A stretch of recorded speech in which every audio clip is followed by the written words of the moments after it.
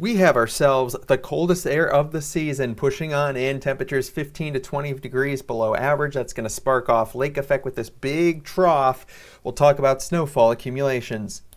Hey there, and happy November and winter season to you. For the Snowplow News and Norcast weather video, we are back. It's meteorologist Brian Ivy, and yeah, we're gonna get a nice crack at some wintry weather with this big old system that's going to dive on down. Nice wave of energy. It swirls back up, and eventually things moderate as we go in towards the end of next week. But before we get there, the big time heat is well off towards the west, and it's going to be pretty chilly for the most part for next week, all the way down to Florida, well below average temperatures for the most part, even through the end of next week. Severe weather chance, even with this next upcoming system, Tennessee and Ohio valleys.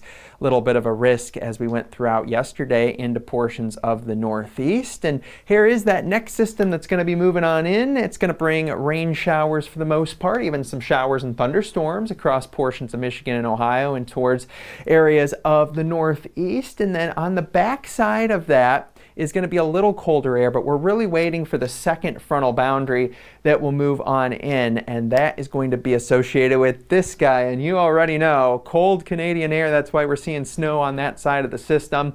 Not a huge amount of accumulation for a lot of spots into the Midwest, but that Great Lakes lake enhancement, that'll be a little bit of a different story as this system swings on through into the Great Lakes, and the low pressure system wraps around that cold Canadian air, and that moisture will help out with providing lake enhancement and a little bit of back end lake effect snow, also a little reverse lake effect Milwaukee, Chicago area. But then here you go, the main bands get going in the more traditional Snowbelt areas as we go later on Sunday through Monday into early Tuesday, with a little bit of lingering snow flurries well up north into Ontario and Quebec as well.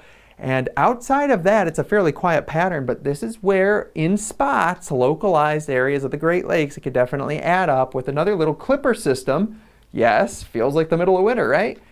Diving itself on through. But again, very quiet for the most part everywhere else in through the middle portions of next week. So possible snowfall, this is just a broad estimate, but yes, a couple inches certainly possible out into portions of the Midwest with this main banding. But then notice as we get the lake effect to cook, there's spots that could see a few inches.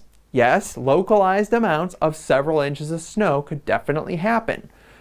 We've seen this in October. We've certainly seen this many times in November. Warm ground or not, if you have organized snow bands that are going to persist over the course of a couple days, you will get some of these 5-10 inch type totals, very possibly. Actually impactful on all surfaces. Of course, details to come. But definitely getting a cold outbreak, coldest air of the season so far.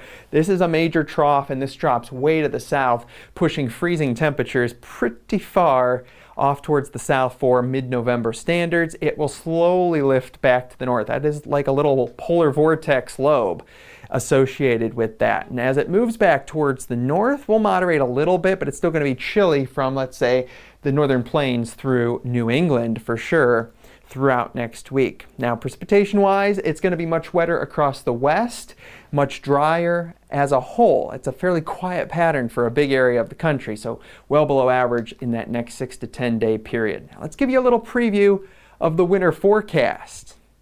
Precipitation-wise, look at that. It's a wet pattern across portions of the Northwest through the Midwest into portions of the Great Lakes, Ohio Valley. Well, that means a lot of snow. We'll have to talk about that in the actual full winter forecast video.